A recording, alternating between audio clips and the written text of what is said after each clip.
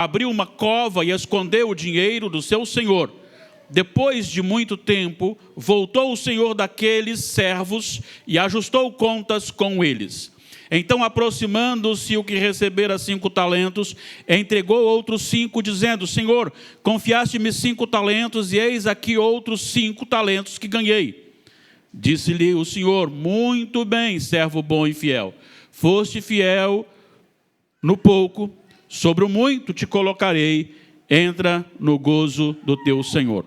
E aproximando-se também o que recebera 2 talentos, disse: Senhor, 2 talentos me confiaste, aqui tens outros 2 que ganhei. Disse-lhe o senhor: muito bem, servo bom e fiel, foste fiel no pouco, sobre o muito te colocarei, entra no gozo do teu senhor. Chegando por fim o que recebera 1 talento, disse: Senhor, sabendo que és homem severo, que ceifas onde não semeaste e ajuntas onde não espalhaste, receoso escondi na terra o teu talento, aqui tens o que é teu. Respondeu-lhe, porém, o senhor: servo mau e negligente, sabias que ceifo onde não semeei e ajunto onde não espalhei? Cumpria, portanto, que entregasses o meu dinheiro aos banqueiros, e eu, ao voltar, receberia com juros o que é meu. Tirai-lhe, pois, o talento e dai-o ao que tem 10, porque a todo o que tem se lhe dará, e terá em abundância, mas ao que não tem, até o que tem lhe será tirado. E o servo inútil, lançai-o para fora nas trevas, ali haverá choro e ranger de dentes. Confiados nas misericórdias do nosso Deus, que inspirou as Escrituras Sagradas para nos iluminar, que damos o nosso coração ante a sua palavra e sejamos por ele edificados em nome de Jesus. O nosso tema: somos mordomos do reino de Deus.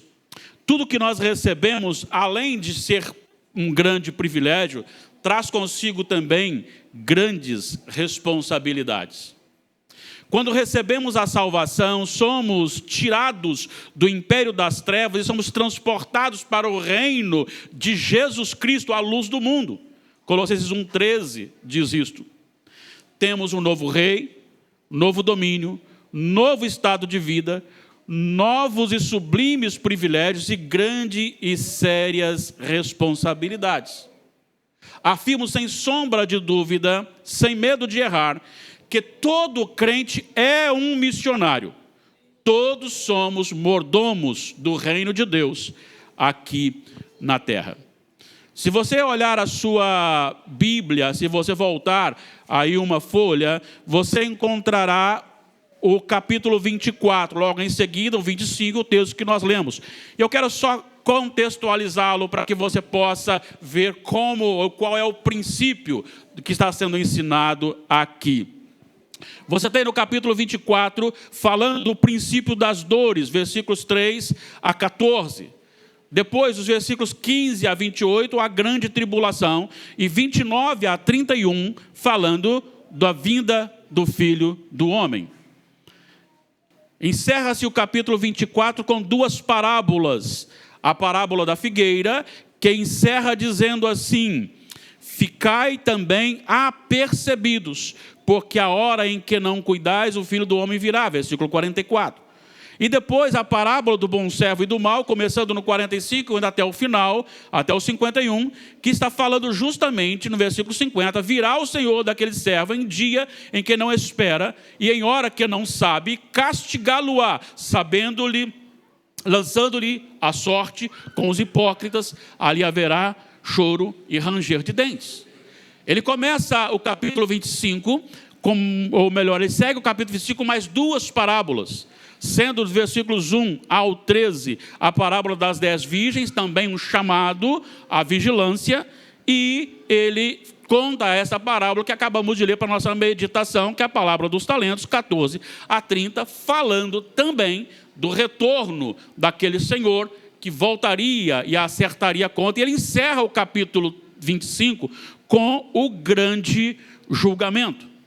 Isso torna claro para todos nós que o princípio estabelecido nesta parábola lida é justamente a maneira que nós vivemos e nos portamos no contexto de que a próxima ação é o retorno do Senhor Jesus.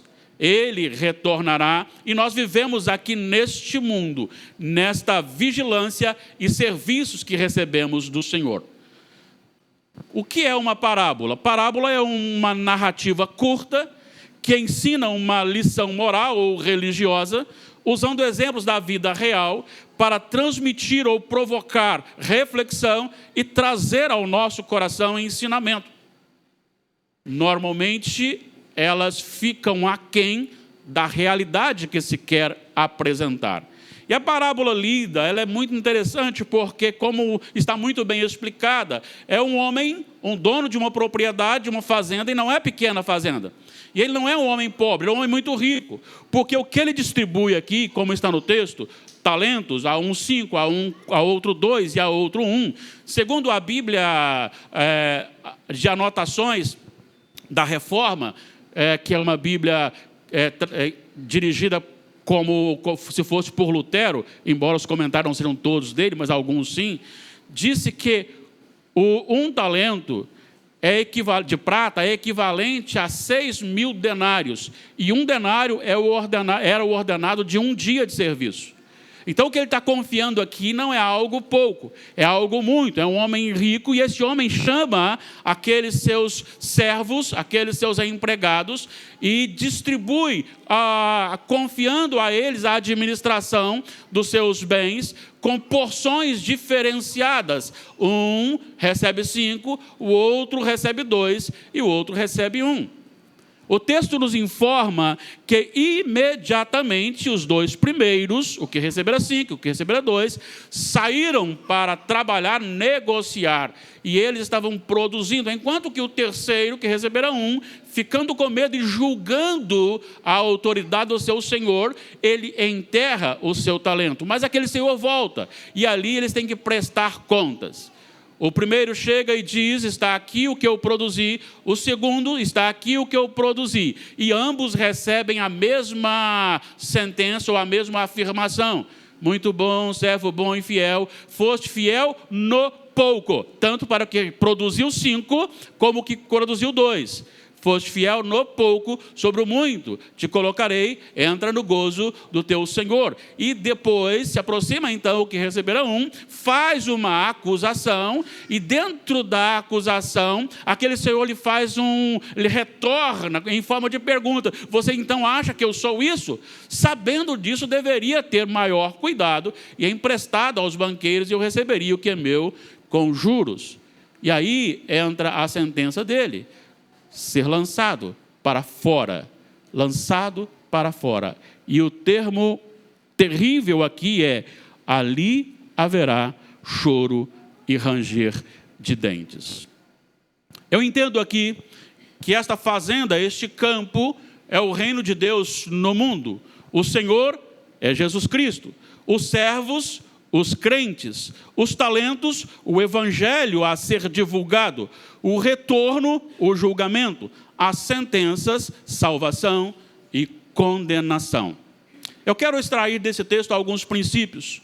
Não vou demorar muito, espero, nesses princípios, mas eu quero extrair 4 princípios, sem esgotar o texto, lógico, mas que tem a ver muito com o que estamos tratando aqui hoje, não apenas com a questão da ordenação dos diáconos e investidura, também da investidura dos demais diáconos e presbíteros, mas com todos nós que aqui estamos. Nós somos mordomos da obra do Senhor. Nós somos salvos para isso, para a glória de Deus. E o primeiro princípio que eu quero extrair aqui é que a obra, ela é de Deus e não dos homens. A obra é de Deus e não dos homens. É muito comum a gente ter ciúme da igreja. É muito comum você ver pessoas que têm ciúme de ceder o púlpito para outro pregador. Ou quando alguém elogia um outro, a pessoa fica enciumada. Nós somos muito tendenciosos a isso e esquecemos que a obra não é nossa, a obra é do Senhor. Quem chamou os servos e quem distribuiu o que é dele foi o Senhor, na parábola, simbolizando que o Senhor Jesus esteve no mundo, ele instaurou o reino, inaugurou com o Espírito Santo, foi ao céu e ele confia a nós, mas confia algo dele.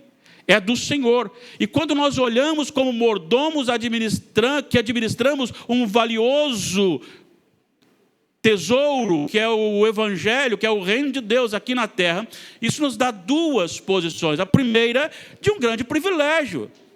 Olha, quem não gosta de exibir um crachá de uma das maiores empresas e dizer, eu trabalho nessa empresa? E quem não se sente bem quando alguém, olha, você é desta classe? Normalmente nós gostamos de até mostrar para os outros que nós fazemos parte de uma mega empresa. Quem sabe uma empresa internacional, eu trabalho lá. Eu tenho contato com as pessoas e de vez em quando eu posso dar uma saída fora do Brasil representando a minha empresa, e nós gostamos disso e não é nem errado você gostar. No entanto, você como crente, eu como crente, nós somos representantes do reino de Deus aqui na pessoa de Cristo, sob a sua liderança, sob a sua direção, na pessoa do Espírito Santo. Você e eu somos cristãos. Nós recebemos de Deus o privilégio e a missão de fazer conhecido este reino, um reino que vai entrando por onde ninguém pode imaginar, ninguém pode parar, ainda que seja o pior país, o mais fechado país, ele não pode parar esse reino. E o que você anuncia não tem a ver com algum valor no final do mês, tem a ver com a eternidade ao lado de Jesus, inculpável. Você está levando não é a possibilidade da cura de um câncer, está levando a possibilidade da cura de todas as enfermidades causadas pelo pecado, porque aquele que crê em Jesus, este vai entrar num estado de vida na consumação, em que não mais sofreremos nenhum dano causado pela maldição do pecado. O pecado não estará mais lá, Satanás não estará mais lá, a besta não estará mais lá, o falso profeta não estará mais lá, os seus agentes não estarão mais lá, e a natureza que ainda muitas vezes opera em nós também não estará lá. Amém. Aleluia. Nós ressuscitaremos incorruptíveis, seremos apresentados diante de Deus. É isto que você representa aqui quando você recebe de Deus esta missão. Mas ao mesmo tempo, esse grande privilégio, isso nos dá uma gigantesca responsabilidade. Por que razão? Porque Satanás, como sempre, desde o início, ele é astuto. Ele chegou no ouvido de Eva e disse, olha, Deus não quer que você faça isso, porque Ele não quer que você seja igual a Ele. Isso cresceu no coração de Eva. Adão foi atrás, e ambos pecaram, e nós pecamos neles. Satanás hoje também diz, por que não ter uma igreja superlotada? Por que não ser famoso? Basta você falar o que o povo quer. Pare de falar sobre pecado. Eu estava em certo local, certo tempo, e a vice-diretora do colégio daquele local me procurou para que pudesse fazer um evento com as crianças nas dependências da igreja. E ela disse assim, pastor, só tem uma coisa em vocês que eu acho assim, deveria ter mais cuidado. É porque vocês falam muito contra o pecado, e a pessoa já vive uma vida tão sofrida, aí no domingo tem que ouvir sobre o pecado. Esta é a mensagem que a maioria quer ouvir. A responsabilidade sua é proclamar o evangelho da graça, e é graça porque há pecador, e é necessário que haja arrependimento. É necessário que haja arrependimento. Eu preciso dizer, você que está aqui, não basta você dizer assim, eu sei que eu sou errado. Eu sei que Jesus é o Salvador. Eu quero-o como meu Salvador. Mas se você não se arrepender, você não pode ir para o céu. Por isso, o arrependimento e a fé são as únicas coisas exigidas pelo Evangelho.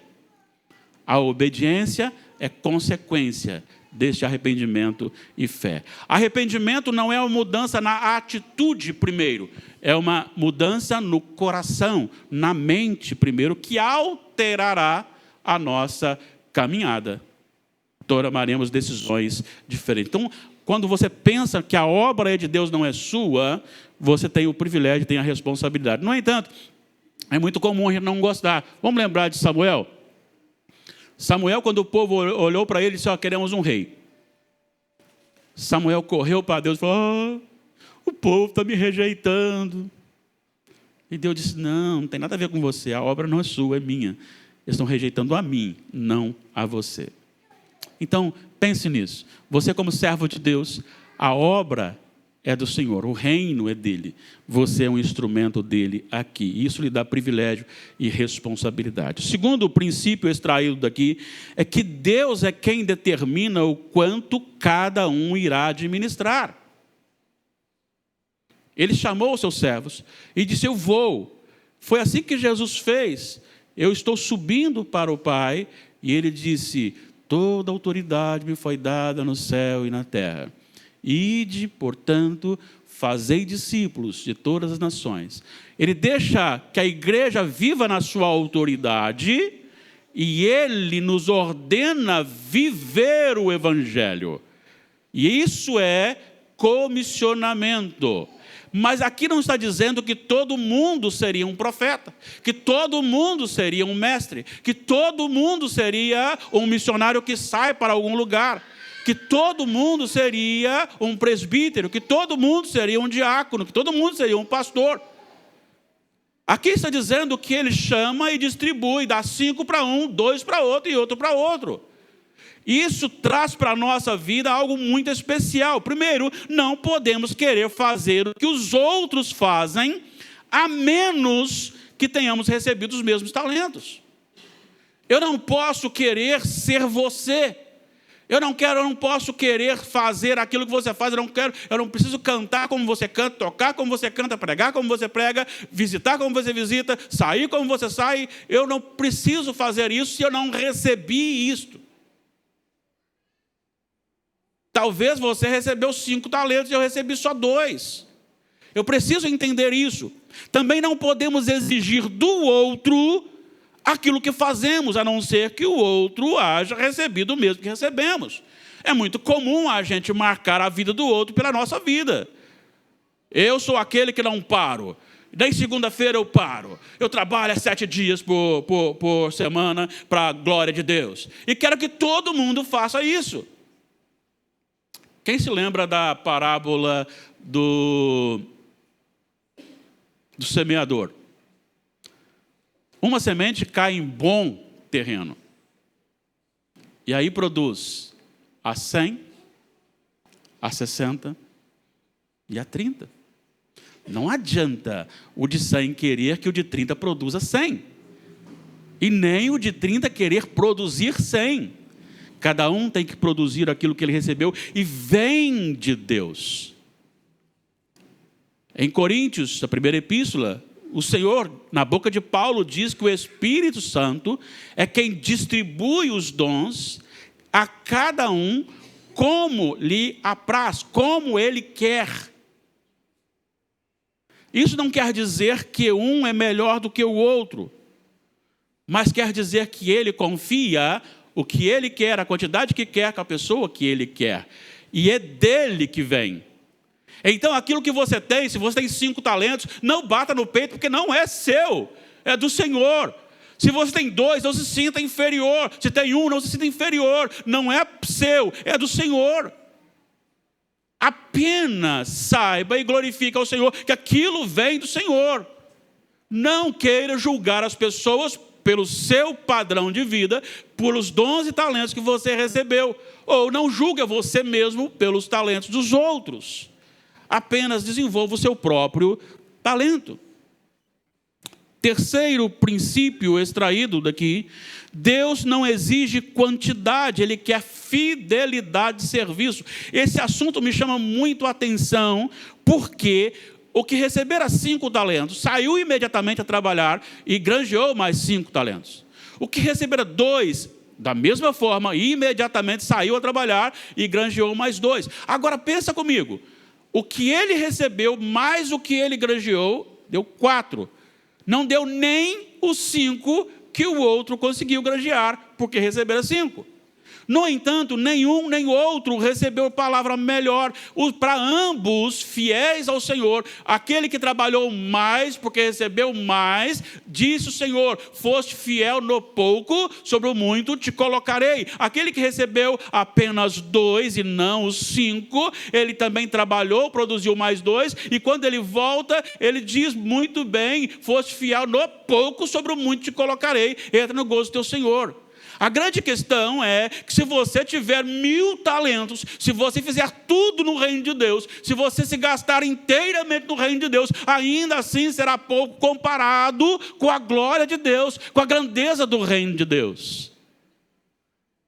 O problema do que recebera um aqui, quando aquele homem chegou e o seu juízo, não é a questão dele estar só com um e não ter. O problema é não ter trabalhado, é não ter feito a sua missão, desenvolvido a sua missão. Sendo assim, o que nós entendemos e queremos é que o Senhor não quer que produzamos mais do que nos é confiado. Mas também nós não devemos querer produzir menos. Vou repetir. Não queira produzir mais do que lhe é confiado. Mas também não queira produzir menos do que lhe é confiado. Tudo o que fazemos, por mais produtivo que possa ser, é pouco diante de Deus. É pouco. Eu fico imaginando, é apenas uma questão pessoal mesmo, né? É como você está ensinando alguém a andar de bicicleta, ou mesmo a Ana Júlia está começando a andar e ela começa a andar e desequilibra. Para ela, quando ela dá os primeiros passos, Agora, para você que já anda há tanto tempo, sabe de uma coisa? Pior que isso é quando Deus olha para os nossos cânticos, para a nossa pregação, para a nossa justiça, para a nossa obediência. A justiça do homem sem a graça de Deus é comparado a trapos de imundícia. A trapos de imundícia. Deus é quem nos dá, e Ele não está preocupado com a quantidade, mas com a fidelidade naquilo que nós recebemos. Então, por isso, faça aquilo que Deus lhe deu. Tudo aquilo que Deus lhe deu. Mas não faça nada a menos do que Deus lhe deu. Não queira mais também, mas faça aquilo que Deus lhe confiou. E faça da melhor maneira possível. Isso me leva para um texto que muito mexe comigo. Equivocadamente, muitas pessoas têm elevado algumas outras posturas dentro da igreja. A função de um pastor. Se o pastor orar... E se for o pastor Roger, então aí que... Se o presbítero orar, aí sim. Como se esses, ou nós estivéssemos acima entre o céu e a terra, vocês não podem tocar os nossos pés, como se fosse assim.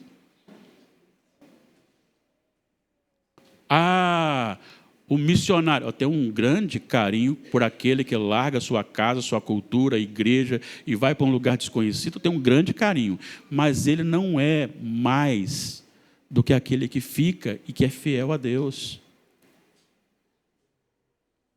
Em Mateus 10, o Senhor Jesus diz que se você recebe um profeta como profeta, e dá a ele um copo de água, no último dia você receberá o galardão de um profeta.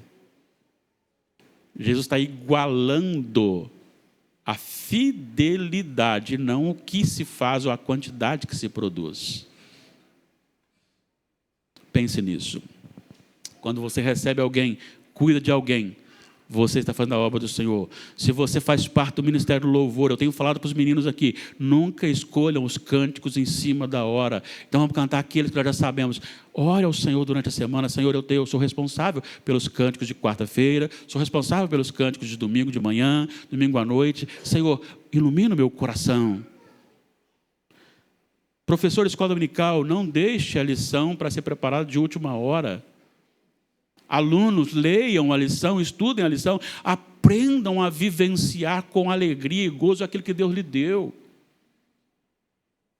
Deus quer a sua fidelidade, ainda que não apareça o seu serviço. Deus quer a sua fidelidade. Encerrando, Deus pedirá conta do serviço a nós confiado. A qualquer momento, Jesus pode voltar para o acerto de contas.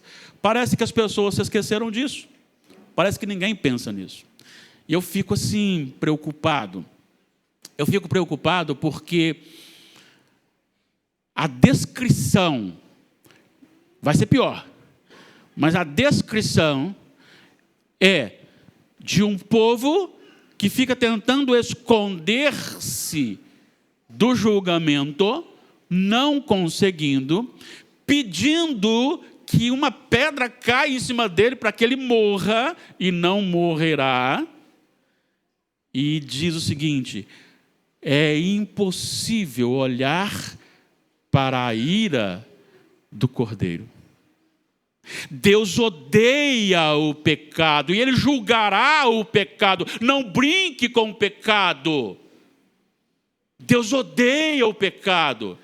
Agora imagina o que Jesus recebeu na cruz. As pessoas que não creem em Jesus receberão eternamente. E ele não está falando aqui de pessoas que estão lá fora. Ele está falando de pessoas que estão dentro da fazenda. Ele está falando de pessoas que estão dentro da igreja, que são crentes, que recebem também a responsabilidade do seu talento e não quer desenvolver o seu talento. Eu vou lhe dizer mais uma vez, não importa a quantidade do talento que você recebeu, é necessário que você trabalhe com ele. Certamente aquele que receberá um talento, se tivesse trabalhado com ele, granjeasse um, e o de 5 não tivesse trabalhado e recebido, seria ao contrário. O que receberá um, receberia a palavra: muito bom, servo bom e fiel. Fosse fiel no pouco, sobre o muito te colocarei, entra no gozo do teu Senhor. E falaria para o que receberá 5, lançai-o fora. Porque a questão não é a quantidade, mas é a fidelidade. O Senhor vem para julgar, e o Senhor conhece tudo isso. Não se assustem, mas o Senhor Jesus disse, em Mateus 12, que até as palavras mal faladas que nós falamos são registradas e gravadas, e serão usadas no último dia. Ou palavras para a nossa salvação, ou palavras para a nossa condenação. Os que forem infiéis tomarão parte na grandeza do reino de Deus. E aí eu preciso parar um pouquinho aqui. Eu fico encantado com isso. Eu fico imaginando esse dia glorioso. Eu fico imaginando o que acontecerá nesse dia. Quando eu, um simples pecador, miserável pecador, um simples homem caído, redimido pela graça de Deus, ter o meu corpo ressuscitado, sem pecado, sem corrupção, e ser conduzido para participar no glorioso reino de Deus consumado. Já imaginou nisso? Pensou nisso? Já imaginou você chegar ali e estiver ali juntamente com outros irmãos, como nós cantamos aqui agora há pouco, revendo nossos irmãos que morreram por causa de Cristo, encontrar com Moisés e falar assim: olha, a imagem que pintaram do Senhor lá, não é essa não, é bem diferente. Abraão, Isaac, Jacó. Já imaginou você encontrar com o profeta Daniel, você encontrar com o profeta Miqueias? Você se encontrar com os apóstolos, Pedro bem mais manso do que ele era, porque agora ele está incorruptível. Poder encontrar com Raabe, com Ruth, com aquelas mulheres que serviam ao Senhor Jesus, com Lídia, com Débora, com Ana. Não precisa de plano de saúde, nem de graça. Não precisa de cirurgia, presbítero Anderson. Não precisa pintar o cabelo para aqueles que não gostam de cabelo branco. Não precisa tomar antialérgico. Não precisa comprar caixão, nem lenço. Não precisa usar agrotóxicos. Tudo isso é maravilhoso, não é? Mas mais que isto, você não peca mais. Você não mais desobedece o Senhor. Você não mais tem problema de relacionamento com Deus. E você está diante do Cordeiro, como tendo sido morto. O único digno de abrir o livro e de desatar-lhe os 7 selos. O leão da tribo de Judá, a raiz de Davi, que venceu para fazer isto. Estar diante dele e dos anjos adorando o Senhor e eternamente recebendo do Senhor a manifestação, a revelação da sua glória pela eternidade afora. Nunca mais Deus parará de revelar a sua glória, e nós experimentaremos essa glória, porque Ele disse: venha, entre, tome posse, tome parte no meu reino, no meu gozo. E para isso é necessário que você tenha o Senhor Jesus na sua vida como Senhor da sua vida, como Salvador. Mas por outro lado, ele virou para o outro e disse: lançai-o fora. Os infiéis serão lançados fora na perdição eterna. Em Apocalipse, capítulo 20, versículo 10, que o diabo, a besta e o falso profeta serão lançados no lago que arde com fogo e enxofre, serão atormentados de dia e de noite pelos séculos dos séculos. Imagine alguém viver sobre o ódio de Deus eternamente. Imagine alguém viver sob a ira de Deus eternamente. Eu não quero que ninguém que está aqui nesta noite, ou que está me ouvindo através da transmissão, ou que me ouvirá em outro dia, vá para este lugar. Por isso, Jesus é a única solução para a sua vida. Deus virá e Deus julgará, porque Deus não inocenta o culpado. E para aquele que é culpado, mas que crê, Ele cobrou do seu próprio Filho. Eu concluo agora com algumas afirmações para a nossa vida. Primeiro, uns são chamados para sair a culturas diferentes, deixando o conforto do seu lar, da sua família, deixando os seus amigos, deixando muitas vezes a igreja, a própria cultura, para ir para outra cultura, momentos difíceis, momentos complicados, cultura complicada, locais complicados, clima complicado, para levar o evangelho do Senhor. E como são benditos os pés desses que o fazem. Outros são chamados para ficar aqui na base, para ajudar a assistir aqueles que vão. Isso com oração, financeiramente, com o ombro para recebê-los quando precisam, sem deixar de ser missionários e evangelistas aqui e agora. E dentre esses que ficam aqui, nós temos aqueles que são chamados para liderar a igreja local. As forças de integração, tais como o PH, a SAF, o MP, o UPA, o CP, os departamentos da EBD, infantil e adulto, departamento de música, ministérios, pastores, presbíteros e diáconos. Não importa o que você recebeu, se você é membro dessa igreja, se você é o oficial da igreja, você só é membro da igreja, mas você é um chamado de Deus e tem algo que Deus confiou a você. Não importa o que você recebeu como responsabilidade. O mais importante é saber que todo serviço é para a glória de Deus e no reino de Deus. Faça apenas o que você recebeu para fazer.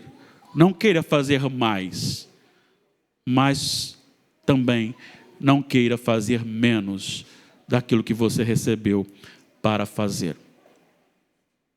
Minhas palavras finais são: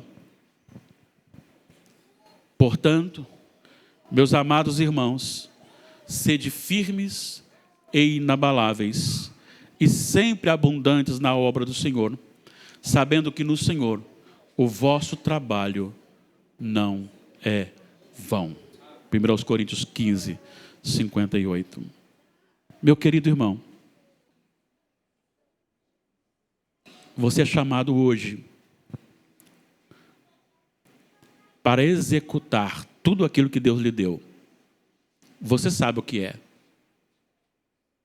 Da melhor maneira possível, com o seu melhor. Não importa se o seu melhor é inferior e muito inferior ao do seu irmão. Desde que você faça o seu melhor, você receberá as mesmas palavras que Deus falará a ele, se ele for fiel. Muito bem, servo bom e fiel. Foste fiel no pouco, sobre o muito te colocarei. Entra no gozo do teu Senhor. Deus abençoe essa igreja, Deus nos abençoe, nos desperte e nos direcione ao serviço como expressão maior de um estado de vida recebido em Cristo Jesus. Amém. Vamos orar. Pai,